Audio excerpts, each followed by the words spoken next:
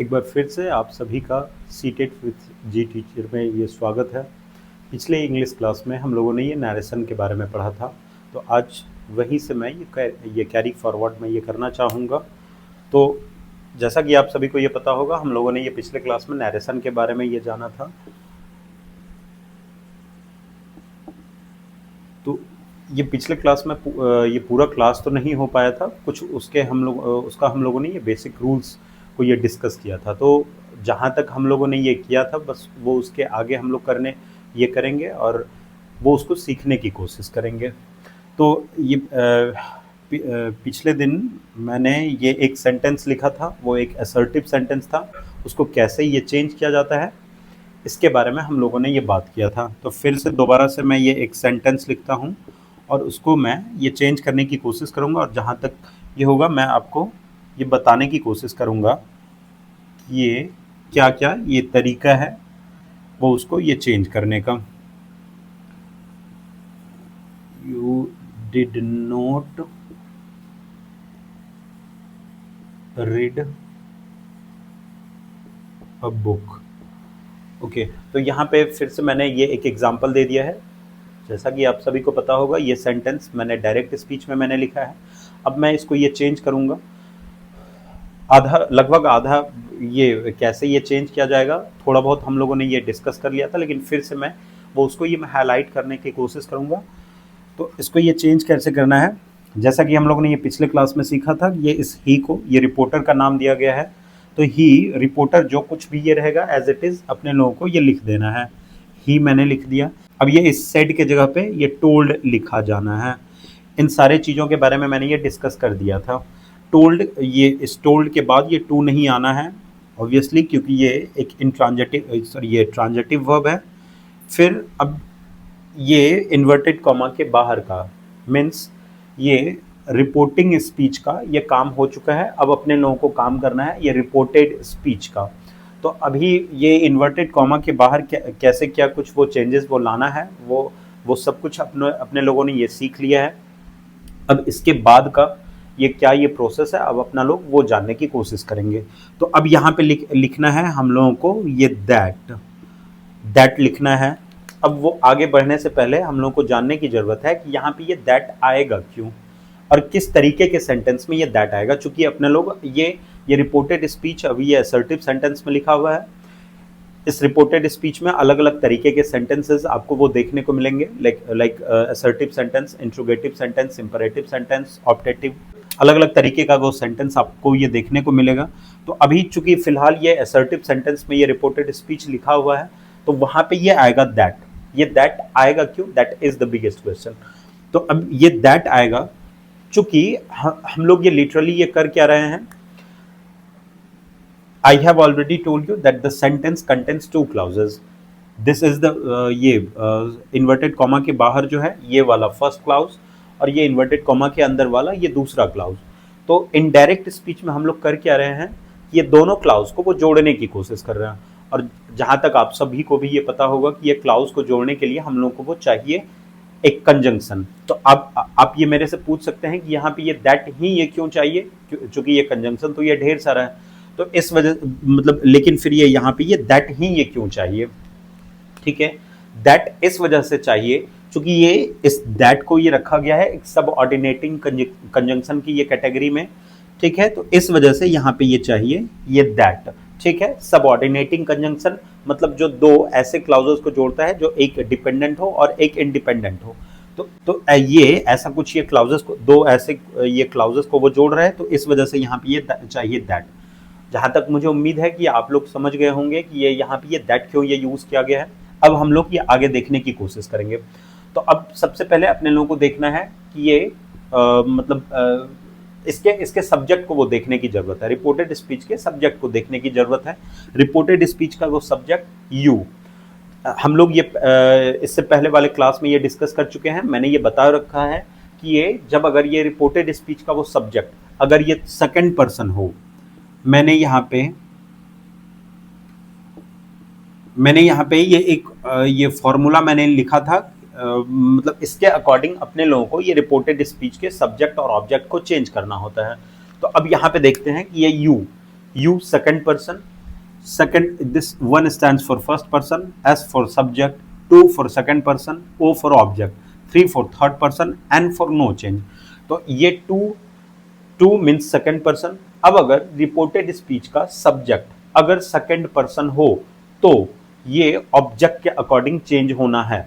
अब सवाल यह है कि ये किसका ऑब्जेक्ट, तो ऑब्जेक्ट रिपोर्टिंग स्पीच का ऑब्जेक्ट, रिपोर्टिंग स्पीच का ऑब्जेक्ट कौन, ये मी।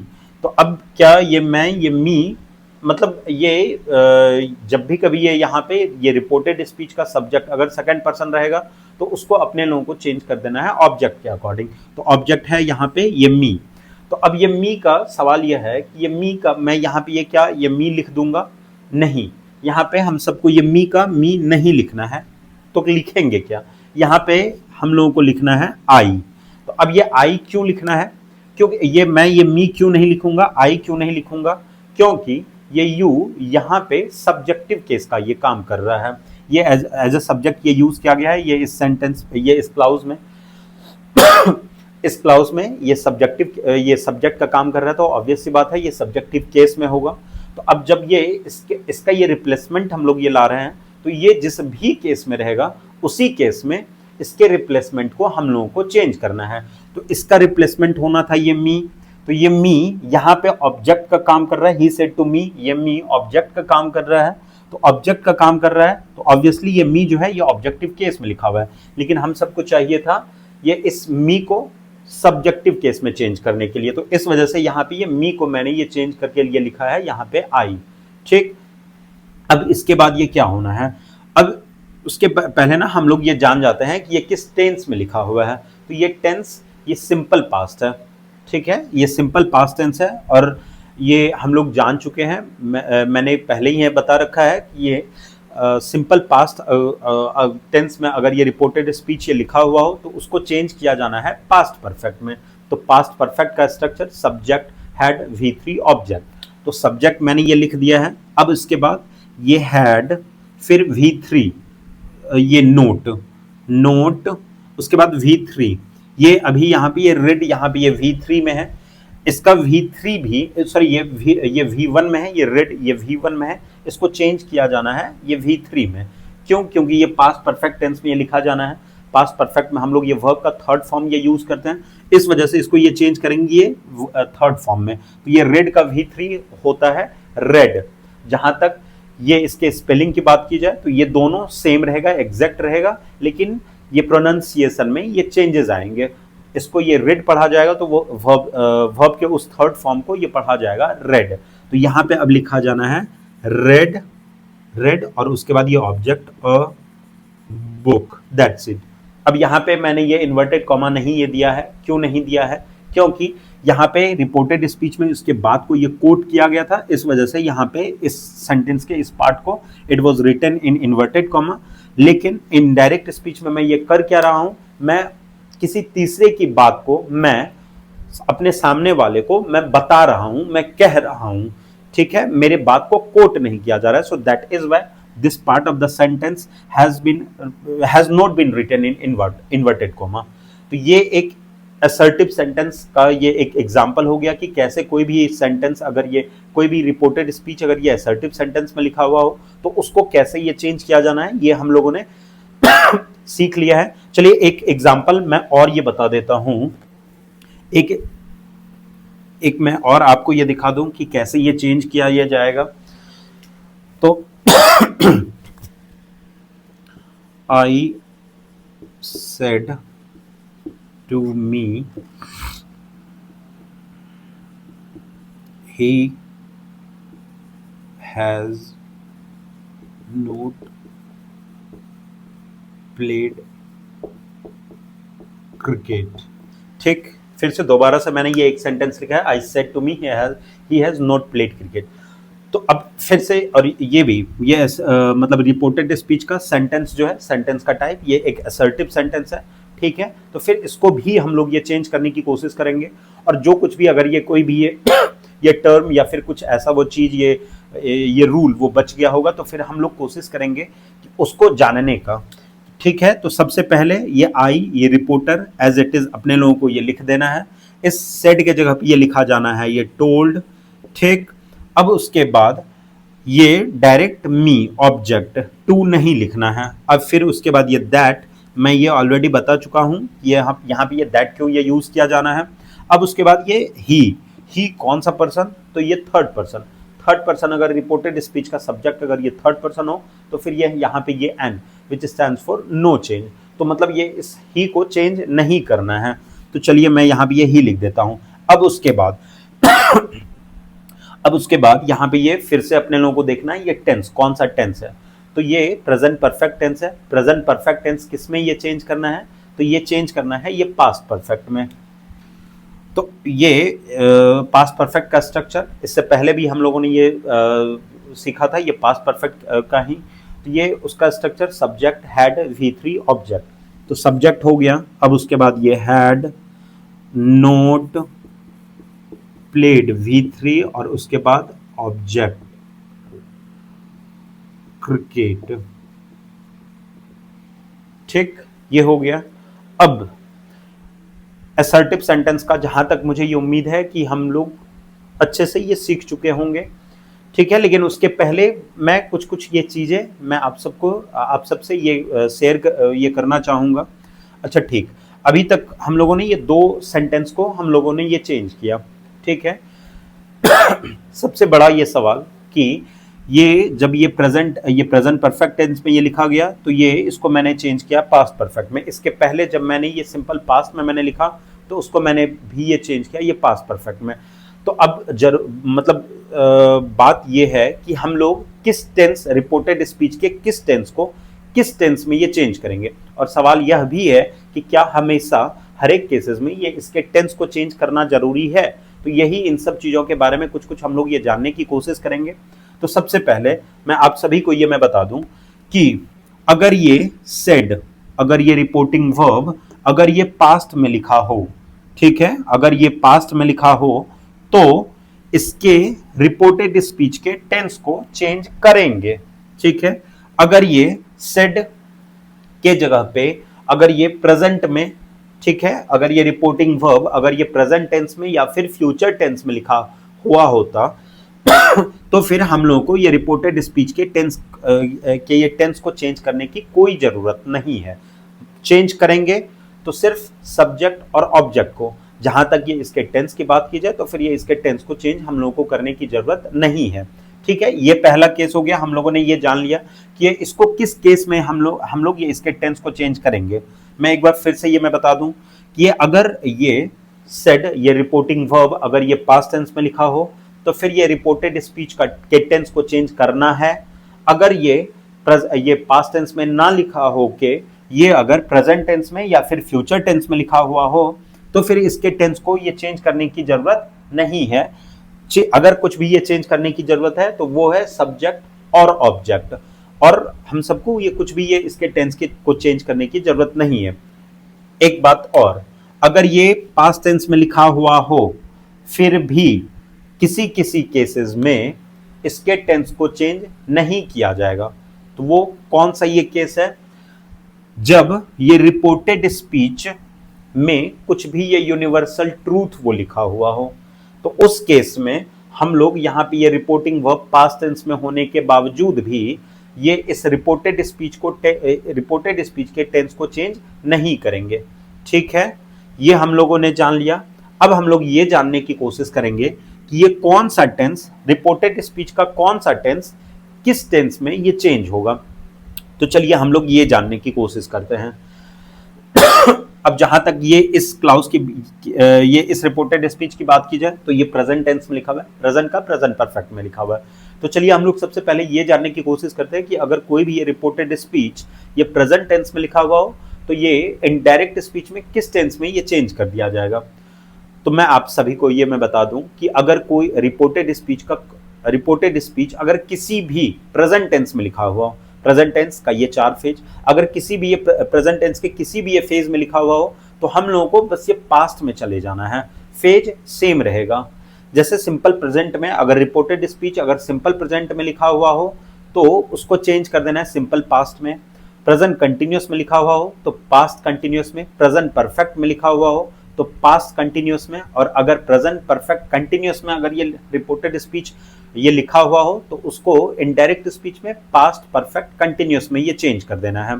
ठीक है, जहां तक उम्मीद है कि आप सभी लोग ये जान गए होंगे कि ये रिपोर्टेड स्पीच का कौन सा टेंस किस में ये चेंज होना है। मैं एक बार फिर से ये मैं आप सभी को बता दूं कि अगर ये ये रिपोर्टेड स्पीच ये रिपोर्टेड स्पीच अगर प्रेजेंट टेंस के किसी भी ये फेज में लिखा हुआ है तो हम लोग बस फेज सेम रहेगा, हम लोगों को बस टेंस पास्ट में ये चला जाना है। अगर सिंपल प्रेजेंट तो सिंपल पास्ट, प्रेजेंट कंटिन्यूअस तो पास्ट कंटिन्यूअस, प्रेजेंट परफेक्ट तो past perfect, present perfect continuous तो पास्ट परफेक्ट कंटिन्यूअस। ठीक है, अब आइए पास्ट टेंस में, मैं यहाँ पे पास्ट टेंस का ये मैं लिख देता हूं। पास्ट टेंस में भी ये 4 phase, simple past, past continuous,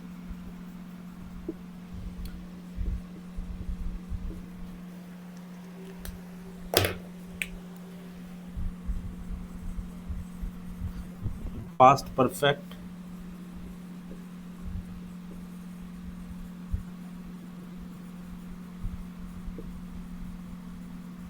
past perfect continuous, ये पास्ट टेंस का ये 4 फेज हो गया। तो अब अगर रिपोर्टेड स्पीच का, ठीक है, कोई भी ये रिपोर्टेड स्पीच अगर इसमें से किसी भी ये फेज में से अगर ये लिखा हुआ हो तो इनडायरेक्ट स्पीच में हम लोग ये इसको किस टेंस में ये चेंज करेंगे। तो सिंपल पास्ट में अगर रिपोर्टेड स्पीच अगर ये सिंपल पास्ट में लिखा हुआ हो तो इसको हम लोग चेंज करेंगे पास्ट परफेक्ट में। अगर पास्ट कंटिन्यूअस में लिखा हुआ हो तो इसको हम लोग चेंज करेंगे पास्ट परफेक्ट कंटिन्यूअस में। ठीक, अगर पास्ट परफेक्ट में लिखा हुआ हो तो फिर हम लोगों को चेंज करने की जरूरत नहीं है। अगर ये रिपोर्टेड स्पीच का टेंस अगर ये पास्ट परफेक्ट में हो तो फिर हम लोगों को ये इसके टेंस को चेंज करने की जरूरत नहीं है, ये एज इट इज उसी टेंस में ये लिख दिया जाएगा। लेकिन हाँ, एक बात याद रखना है कि हम लोगों को हर एक केसेस में ये उसके सब्जेक्ट और ऑब्जेक्ट को चेंज करना है। ठीक है, past perfect no change, past perfect continuous भी नो चेंज। मतलब कोई भी रिपोर्टेड स्पीच का ये पार्ट अगर पास्ट परफेक्ट कंटिन्यूअस में ये लिखा हुआ हो तो उसको भी ये हम लोगों को चेंज करने की जरूरत नहीं है। तो ये अगर कोई भी ये रिपोर्टेड स्पीच का ये पार्ट पास्ट टेंस के किसी भी ये फेज में लिखा हुआ हो तो ये इनडायरेक्ट स्पीच में ये किस फेज में ये चेंज हो जाएगा, ये सब मैंने ये आप सबको ये बता दिया है। अब बात है ये फ्यूचर टेंस की। फ्यूचर टेंस में हम लोग ये 2 ऑक्सिलरी वर्ब यूज करते हैं, that is sell and will. Sell अगर ये किसी भी ये सेंटेंस में ये सेल लिखा हुआ हो तो वो उसको चेंज किया जाना है ये शुड में, और अगर ये विल लिखा हुआ हो तो वो उसको चेंज किया जाना है वुड में। ठीक है, तो ये जो कुछ ये बेसिक रूल्स है, जो कुछ ये मतलब जरूरी के ये रूल हैं वो किसी भी ये डायरेक्ट स्पीच को इनडायरेक्ट स्पीच में ये चेंज करने का, तो जहां तक मुझे उम्मीद है कि हम लोग ये सीख चुके हैं। तो अब हम लोग सीखते हैं, और ये अभी मैंने ये आप सभी को ये एक असर्टिव सेंटेंस का भी मैंने ये बता दिया है कि कैसे अगर कोई भी ये रिपोर्टेड स्पीच असर्टिव सेंटेंस में लिखा हुआ हो तो उसको इनडायरेक्ट स्पीच में किस तरीके से ये चेंज करना है। ठीक है, तो अब हम लोग ये सीखेंगे कि कैसे कोई भी ये रिपोर्टेड स्पीच अगर ये इंट्रोगेटिव सेंटेंस में लिखा हुआ हो तो उसको कैसे ये चेंज किया जाना है। ठीक है, तो अब उसके बारे में हम लोग ये जानेंगे। उसके पहले मैं कुछ ये बातें मैं बता दूं कि ये इंट्रोगेटिव सेंटेंस मेनली ये 2 टाइप का होता है, WH question and yes no question। WH question which starts with any of the WH word like what, who, whom, why, which, where, whose, okay, and then one more thing through which you can understand whether it is a WH question or yes no question, that need a statement to be answered। मतलब WH question को answer करने के लिए उसको एक ये statement की जरूरत होती है, जहां तक WH क्वेश्चन की बात की जाए। अब आइए yes no question। yes no question को पहचानने का तरीका ये है, इसका भी ये 2 तरीका है। सबसे पहले कि ये इसका आंसर हाँ या ना में दिया जा सकता है। ठीक है, do you play, like for an example, do you play cricket? If you play cricket then the answer would be yes, if you don't play cricket then the answer will be no। So this is how we can figure it out whether it is a yes no question or a WH question. अब जहां तक दूसरे तरीके की बात की जाए तो यह ये yes no question ये हमेशा किसी ना किसी ये auxiliary verb is, am, are, was, were, has, have, had, do, does, did, shall, should, would वगैरह सबसे ये स्टार्ट होगा। ठीक है, तो अब चलिए एक हम लोग ये इंट्रोगेटिव सेंटेंस लिख के वो उसको कैसे ये चेंज किया जाता है वो जानने की कोशिश करेंगे। पहले हम लोग ये WH क्वेश्चन के बारे को ये चेंज करना सीखते हैं। तो I said to me why were you not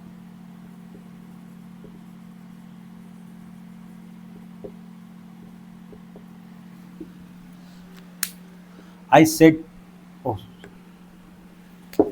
I said to him, why were you not doing this? Okay, तो ये एक सेंटेंस मैंने लिख दिया है जिसका ये रिपोर्टेड स्पीच ये इंट्रोगेटिव सेंटेंस में लिखा हुआ है। तो और वो किस इंट्रोगेटिव सेंटेंस में? तो ये WH। कैसे? मैं एक बार फिर से ये मैं आपको बता दूं, ये एक WH वर्ड वाई से स्टार्ट हुआ है और इसके आंसर मतलब इसका आंसर हमेशा एक स्टेटमेंट में दिया जाएगा, ना कि हाँ या ना में ये दिया जा सकता है। ठीक है, तो ये हो गया ये WH क्वेश्चन। और अब हम लोग ये इसको चेंज करना ये सीखेंगे कि कैसे ये चेंज किया जाता है।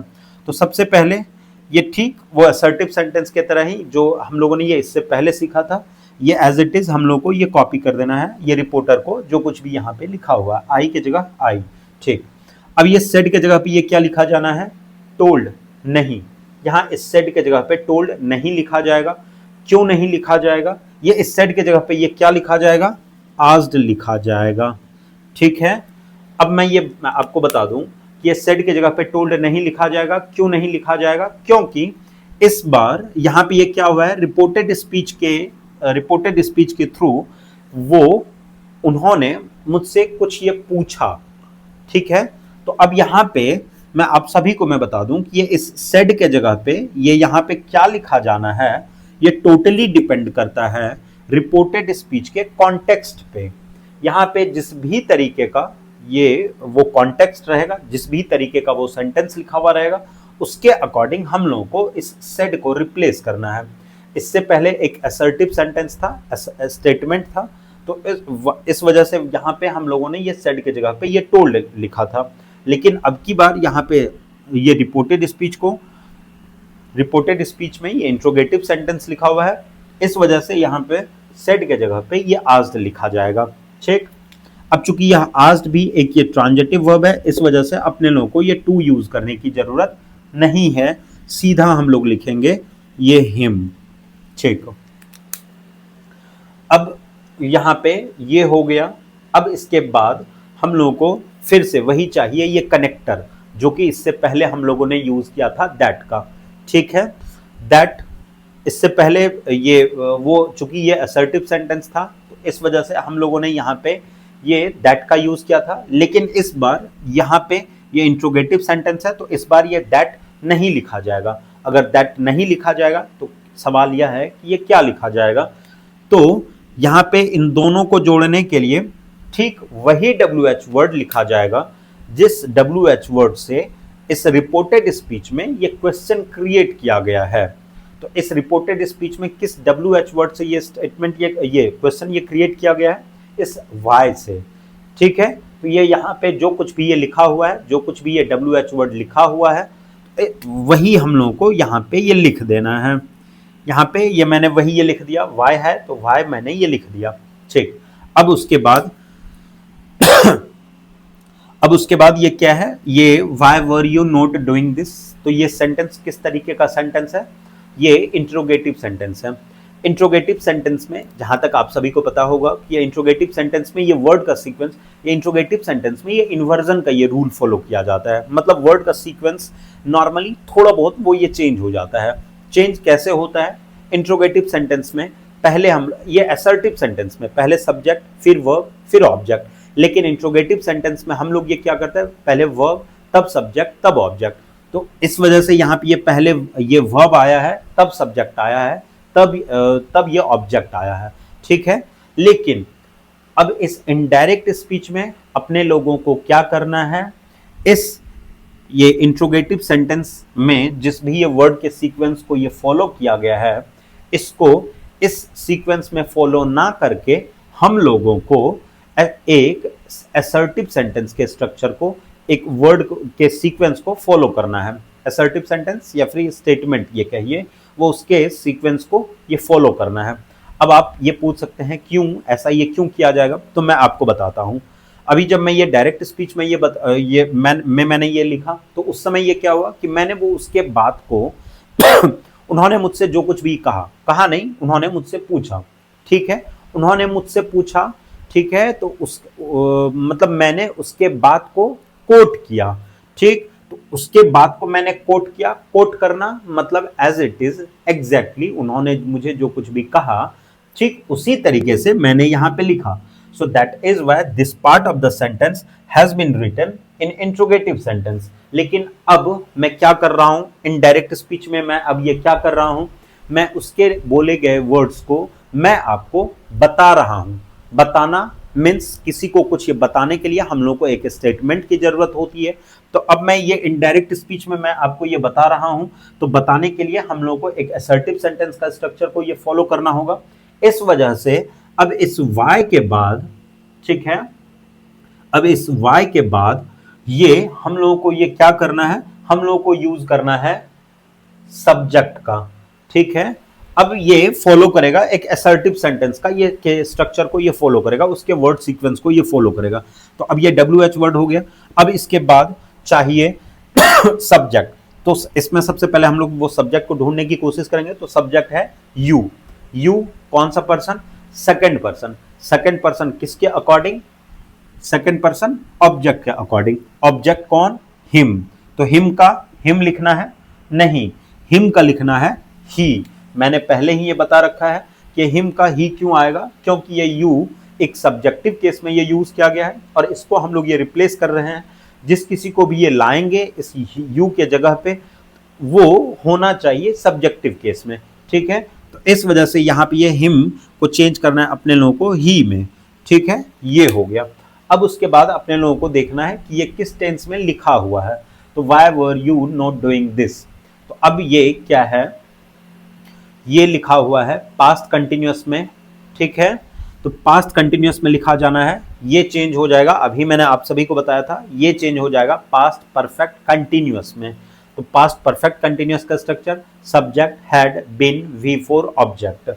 तो subject had been no had not been V4। अब ये दिस जो है ये दैट में चेंज हो जाएगा, ठीक। और चूंकि अब ये यहाँ पे ये एक असर्टिव सेंटेंस के स्ट्रक्चर को ये फॉलो किया गया है, ठीक है। तो इस वजह से ये यहाँ पे क्वेश्चन मार्क ना आके यहाँ पे आना है फुल स्टॉप। और यहाँ पे हम सबको पता है कि ये इस इन्वर्टेड कॉमा को रिमूव कर दिया जाएगा। आप मुझसे एक सवाल यह कर सकते हैं कि ये दिस के जगह पे दैट आया, क्यों आया। ऐसे कुछ कुछ ये वर्ड्स हैं, ठीक है, जैसे जो किए वो चेंज हो जाता है। लेकिन फिलहाल के लिए आप लोगों के पास ये सवाल होगा कि ये दिस के जगह पे ये दैट क्यों आ गया। तो मैं प्रैक्टिकली ये आपको बताने की कोशिश कर रहा हूँ कि जब वो मुझे बता रहा था तो वो मुझे उस पर्टिकुलर चीज के बारे में वो एट दैट टाइम वो वहां पे ये अवेलेबल था, वो प्रेजेंट था। इस वजह से उसके लिए वह यह था, ठीक है। इस वजह से उन्होंने यहाँ पे ये दिस यूज किया। लेकिन अब मैं उसके बाद को, ठीक है, मैं अभी आपको मैं बता रहा हूं। तो बात ये हो गया पास्ट की, ठीक है। तो अब जब ये पास्ट की हो गई तो इसका मतलब अगर ये लिटरली देखा जाए तो ये इसको ये ट्रांसलेट करके ये मैं आपको बताने की कोशिश कर रहा हूं, जिससे मुझे लगता है कि ये चीजें और आसान हो जाएंगी वो समझने के लिए। तो अगर मैं इसको ये ट्रांसलेट करूं, आई सेड टू हिम, मैंने उससे कहा, why were you not doing this, तुम यह क्यों नहीं कर रहे थे, ठीक। तो अब जब मैं ये इसको चेंज करूं, अब मैं पास्ट के सेंटेंस को मैं बताने की कोशिश कर रहा हूं, ठीक है। तो अब इस वजह से ये क्या होगा कि मैं वो दिस को, ठीक है, जो उस टाइम के लिए वह यह था, वो अभी के लिए वो चीज वह हो गया है, ठीक है। इस वजह से यहां पे दिस के जगह पे ये दैट हो गया। मैंने ये जहां तक मुझे उम्मीद है ये आप ये मतलब आप लोग ये समझ गए होंगे कि मतलब एक इंट्रोगेटिव सेंटेंस वाले रिपोर्टेड स्पीच को कैसे मतलब ये इनडायरेक्ट स्पीच में ये चेंज किया जाता है, ठीक है। ये हो गया। अब हम लोग सीखेंगे कि कैसे कोई भी यस नो क्वेश्चन को इनडायरेक्ट स्पीच में ये चेंज करेंगे हम लोग। तो चलिए एक सेंटेंस में ये यहाँ पे लिख देता हूँ जिससे आप लोगों को समझने में ये आसानी हो। तो कोई भी ये sentence, you said to me do you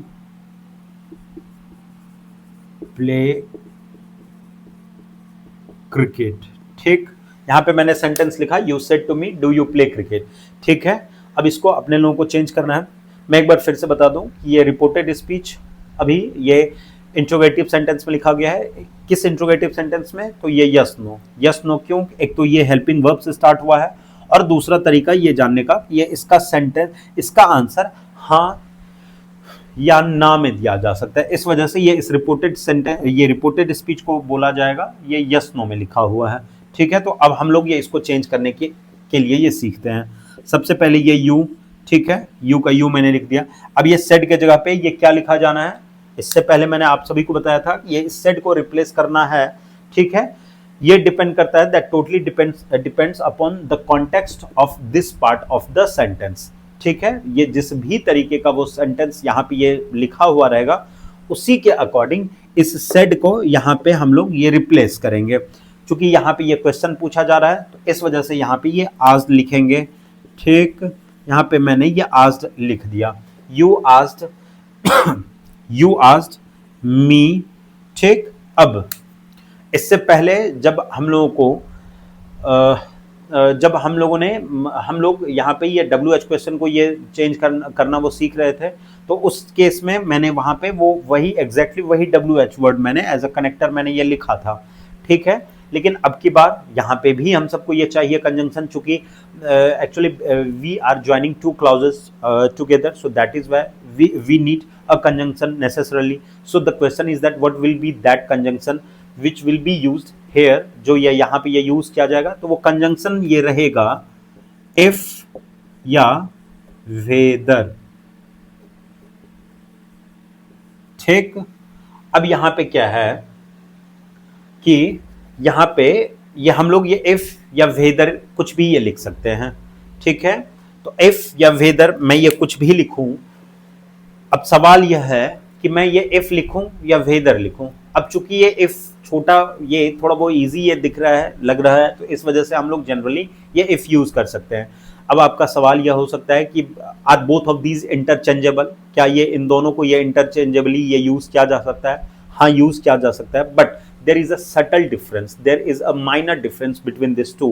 That the difference between these two is that this if is used formally and this whether is used informally, ठीक है। लेकिन फिर भी हम लोग जनरली ये if most of the times हम लोग यूज करते हैं if को। तो यहाँ पे चलिए मैं ये यूज कर देता हूँ if, ठीक है। You asked me if। अब उसके बाद फिर से मैं वही बात को ये दोहरा दूं कि ये यहाँ पे ये इंट्रोगेटिव सेंटेंस के स्ट्रक्चर को फॉलो कर रहा है, लेकिन ये इनडायरेक्ट स्पीच में अपने लोगों को फॉलो करना है असर्टिव सेंटेंस के स्ट्रक्चर को, उसके वर्ड सीक्वेंस को। तो इफ के बाद अब सबसे पहले ये लिखा जाना है सब्जेक्ट को। सब्जेक्ट कौन? यू सेकंड पर्सन ऑब्जेक्ट के अकॉर्डिंग, ठीक। अब ऑब्जेक्ट कौन? ये मी चेंज हो जाएगा आई में। अब ये कौन सा टेंस? तो डू यू प्ले क्रिकेट, ये simple present tense. Simple present tense किस में ये चेंज होगा? सिंपल पास्ट में। तो सिंपल पास्ट का स्ट्रक्चर सब्जेक्ट V2 ऑब्जेक्ट। तो I played cricket, full stop, हो गया, खत्म। ये ऐसे हम लोग कोई भी ये मतलब इंट्रोगेटिव सेंटेंस को हम लोग इंट्रोगेटिव सेंटेंस वाले ये रिपोर्टेड स्पीच को ये इनडायरेक्ट स्पीच में ये चेंज करेंगे। जहां तक मुझे ये उम्मीद है कि आप लोग ये समझ गए होंगे कि कैसे कोई भी ये इंट्रोगेटिव सेंटेंस वाली ये डायरेक्ट स्पीच को या इनडायरेक्ट स्पीच में ये चेंज किया जाएगा। मैंने मतलब उससे रिलेटेड जहाँ तक ये मुझे उम्मीद है मैंने वो ये सारा वो रूल ये डिस्कस कर दिया है, एक एक ये पॉइंट को मैंने ये डिस्कस करने की ये कोशिश किया। लेकिन अगर फिर भी अगर आप सभी को ये कोई भी ये मतलब वो डाउट हो, कन्फ्यूज़न हो, किसी भी ये तरीके का वो सवाल हो, तो आप सभी ये कमेंट बॉक्स में जाके ये वो ये बता सकते हैं। मैं अगले क्लास में वो उसको सॉर्ट आउट करने की ये मैं कोशिश करूँगा। ठीक, चलिए अभी तक हम लोगों ने ये सीख लिया है कि कैसे कोई भी ये इंट्रोगेटिव सेंटेंस वाले रिपोर्टेड स्पीच को इनडायरेक्ट स्पीच में चेंज किया जाता है। अब इसके बाद हम लोग सीखेंगे कि कैसे कोई भी ये इम्पेरेटिव सेंटेंस वाले रिपोर्टेड स्पीच को इनडायरेक्ट स्पीच में चेंज किया जाता है। इम्पेरेटिव सेंटेंस मैं ब्रीफ में आप सभी को बता दूं, ये एक सेंटेंस ऐसा जिसके थ्रू ये कमांड, ऑर्डर, रिक्वेस्ट वगैरह, ये इंस्ट्रक्शन वगैरह ये दिया जाता है, उसको कहते हैं ये इम्पेरेटिव सेंटेंस। ठीक है, तो मैं यहाँ पे एक सेंटेंस लिखता हूँ, he said to me shut the door। Okay, he said to me shut the door. ये हो गया ये रिपोर्टेड स्पीच का ये पार्ट हो गया, ये इम्पेरेटिव सेंटेंस। ठीक है, अब इसको हम लोग जानेंगे कि कैसे इसको इनडायरेक्ट स्पीच में चेंज किया जाता है। तो अब यहाँ पे ये ही, ठीक है, अब फिर से ये सेड आया, ये रिपोर्टिंग वर्ब आया। जैसा कि मैंने आप सभी को पहले भी ये बता चुका है, ये सेड जो ये रिप्लेस किया जाएगा, इस सेड के जगह पे ये क्या लिखा जाएगा, ये टोटली डिपेंड करता है ये इस रिपोर्टेड स्पीच के कॉन्टेक्स्ट पे। यह आपसे इसके टोन पे, ये इसके कॉन्टेक्स्ट पे, ये आपसे जो कुछ भी ये कहना चाह रहा है, ठीक है, उसके अकॉर्डिंग हम लोग यहाँ पे सेड को ये रिप्लेस करेंगे। तो अब चूंकि यहाँ पे ये सेड ये शट द डोर, ये इसके थ्रू एक तरीके से ये ऑर्डर दिया जाता है। तो उसके अकॉर्डिंग अब जैसा कि मैंने पहले भी ये बता रखा है कि ये इम्पेरेटिव सेंटेंस, इसमें ये ऑर्डर, कमांड, रिक्वेस्ट, अगर इसमें कुछ ये रिक्वेस्ट वाली ये बात होती तो फिर हम लोग यहाँ पे ये सेड के जगह पे ये रिक्वेस्ट लिखते। मतलब ये यहाँ पे जैसा कुछ भी ये लिखा हुआ रहेगा उसके अकॉर्डिंग इस सेड को यहाँ पे ये चेंज करना है। तो अब चूंकि ये शट द डोर, ये यहाँ पे एक तरीके से ऑर्डर किया जा रहा है, तो इस वजह से यहाँ पे हम लोग लिखेंगे ऑर्डर्ड। ठीक है, ही ऑर्डर्ड मी। ठीक, अब इसके बाद यह इंपेरेटिव सेंटेंस चेंज करना एक तरीके से आप कह सकते हैं कि ये सबसे इजी है। कैसे है इजी? क्योंकि ये अब यहाँ पे ये इन्वर्टेड कॉमा के बाहर का काम खत्म। अब इसमें हम लोगों को कुछ एक तरीके से ऐसा ये कह सकते हैं कि कुछ एक्स्ट्रा ये वर्ड लाने की जरूरत नहीं है। तो अब यहाँ पे सीधा हम लोगों को ये इन्फिनेटिव यूज कर देना है, to plus V1 to shut the door. That's it, हो गया। ये इंपेरेटिव सेंटेंस, ये शट द डोर ये लिखा हुआ है, ये इसके टेंस को चेंज करने की ये जरूरत है नहीं। ठीक है, क्योंकि वो ऑलरेडी यहाँ पे ये कर दिया जा चुका है। अब उसके बाद यहाँ पे ये अपने लोगों को ये इन्फिनेटिव यूज करने की जरूरत है। जो कुछ भी ये वर्ब रहेगा उसके ठीक पहले अपने लोगों को वो टू यूज कर देने की जरूरत है। 2 + V1 टू शट ये वो द डोर, ये हम लोग ये मैंने लिख दिया, हो गया ये इंपेरेटिव सेंटेंस। अब यहाँ पे ये एक तरीके से मैं ना ये इसी शट द डोर को अब मैं ये नेगेटिव सेंटेंस में ये लिखता हूँ, और उस नेगेटिव सेंटेंस को किसी दूसरे तरीके से भी ये किया जा सकता है। इस वजह से मैं ये आपको एक ये नेगेटिव सेंटेंस भी ये लिख के मैं आपको ये दिखाता हूँ, जिससे मतलब आप दूसरे तरीके से भी ये बना सकते हैं। Do not shut the door. ठीक है, अब ये भी ये इंपेरेटिव सेंटेंस हुआ। अब क्या है कि अब चूंकि यहाँ पे do not shut the door, अब यहाँ पे एक तरीके से आप देखिए, लिटरली ये देखिए तो ये मना किया जा रहा है दरवाजा नहीं खोलने से। ठीक है, तो अब उसी के अकॉर्डिंग हम लोग यहाँ पे ही मैंने ये लिख दिया। अभी जैसा कि मैंने आप सभी को बताया कि do not shut the door, ये एक तरीके से मना किया जा रहा है। ठीक है, तो क्यों ना हम डायरेक्ट ये इसके कॉन्टेक्स्ट को, ठीक है, ये इस सेड के जगह पे ये लिख दें। अब यहाँ पे चूंकि ये मुझे मना किया जा रहा है, इससे पहले जब यहाँ पे मैंने सेट द डोर लिखा था तो ये सेट के जगह पे मैंने ये ऑर्डर्ड लिखा था। अब चूंकि मुझे यहाँ पे ये मना किया जा रहा है तो सीधा सीधा मैं ये मना करने का ये मैं ये इंग्लिश यहाँ पे ये लिख दूं तो फिर मुझे ना ये सेट की जगह पे ये ऑर्डर्ड लिखने की ये कोई जरूरत नहीं है। तो अब मैं ये यहाँ पे अगर ये मैं लिख दूं ही फॉरबेड, ओके, ही फॉरबेड मी, ही फॉरबेड मी, उन्होंने मुझे मना किया, ठीक है, क्या करने से, दरवाजा खोलने से, ठीक है। अब चूंकि यहाँ पे ये इस नेगेटिव को कह सकते हैं कि ये इस नेगेटिव के लिए ऑलरेडी यहाँ पे ये फॉरवर्ड यूज कर दिया जा चुका है, इस वजह से यहाँ पे मुझे ये नोट ये नेगेटिव ये वर्ड ये यूज नहीं करना है। अब सीधा सीधा अपने लोगों को लिख देना है ही फॉरबेड मी, उन्होंने मुझे मना किया क्या करने से, टू शट द डोर, दरवाजा बंद करने से, हो गया।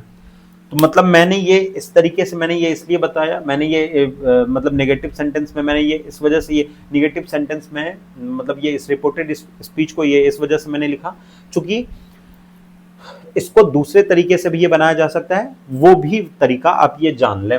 इसको मैं ऐसे भी ये मैं बना सकता हूं कि that he ordered me not to shut the door, मैं ऐसे भी ये मैं बना सकता हूं। लेकिन अब चीजें को वो थोड़ा आसान करने के लिए वो मतलब वो छोटा थोड़ा वो शॉर्टन करने के लिए मैंने ये क्या किया, ये do not shut the door, चूंकि ये नेगेटिव ये इम्पैक्ट ये डाल रहा है, नेगेटिव सेंस दे रहा है, तो इस वजह से मैंने ये डू नॉट के जगह पे यहाँ पे मैंने ये फॉरबेड ये लिख दिया, ठीक है। He forbade me to shut the door, हो गया।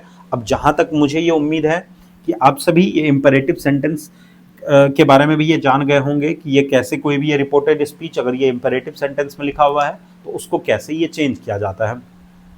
अब हम लोग जानेंगे कि ये कोई भी ऑप्टेटिव सेंटेंस मतलब रिपोर्टेड स्पीच अगर किसी भी ये ऑप्टेटिव सेंटेंस में लिखा हुआ है तो वो उसको कैसे ये चेंज किया जाना है। ऑप्टेटिव सेंटेंस मैं फिर से आपको एक बार ये मैं ब्रीफ में बता दूं, ऑप्टेटिव सेंटेंस जिसके थ्रू आप किसी के लिए प्रार्थना करते हैं, किसी को श्राप किसी के लिए ये कोई ये इच्छा वो जताते हैं, वो उसको कहते हैं ये ऑप्टेटिव सेंटेंस। तो अब यहाँ पे ये मैं लिख देता हूँ ही said may he live long, ठीक है। ऑप्टेटिव सेंटेंस के बाद ये एक्सक्लामेशन मार्क दिया जाता है, that's why I have given here an exclamation mark and then here it is inverted comma, ठीक है, बंद मैंने किया। अब ये इसको हम लोग ये चेंज करते हैं, ही मे ही लिव लॉन्ग। अब यहाँ पे चूंकि एक तरीके से ये प्रार्थना किया जा रहा है तो इस वजह से ये इस सेड के जगह पे ही प्रेड, ठीक है, ही प्रेड, यहाँ पे फिर ये आ जाएगा दैट, ही प्रेड दैट, ये अब उसके बाद ये सब्जेक्ट ये ही, ये थर्ड पर्सन है तो थर्ड पर्सन ये नो चेंज, तो ये ही का ही, और अब ये मे माइट में ये चेंज हो जाएगा, ही माइट लिव लॉन्ग, हो गया। यहाँ पे ये एक्सक्लामेशन मार्क था लेकिन अब ये एक्सक्लामेशन मार्क ये यूज ना करके यहाँ पे हम सभी को ये फुल स्टॉप यूज करना है। क्यों यूज करना है, क्योंकि यहाँ पे ये ऑप्टेटिव सेंटेंस था लेकिन अब यहाँ पे ये एक असर्टिव सेंटेंस के स्ट्रक्चर को ये फॉलो कर रहा है, इस वजह से वहाँ पे मतलब यहाँ पे ये फुल स्टॉप ये यूज किया जाना है, ठीक है। ये हो गया ये एक ऑप्टेटिव सेंटेंस का। अब एकमात्र तरीके का वो सेंटेंस बचा हुआ है वो है एक्सक्लामेटरी सेंटेंस। एक्सक्लामेटरी सेंटेंस जिसके थ्रू हम सब अपने इमोशन को एक्सप्रेस करते हैं। तो मैं यहाँ पे ये लिख दूँ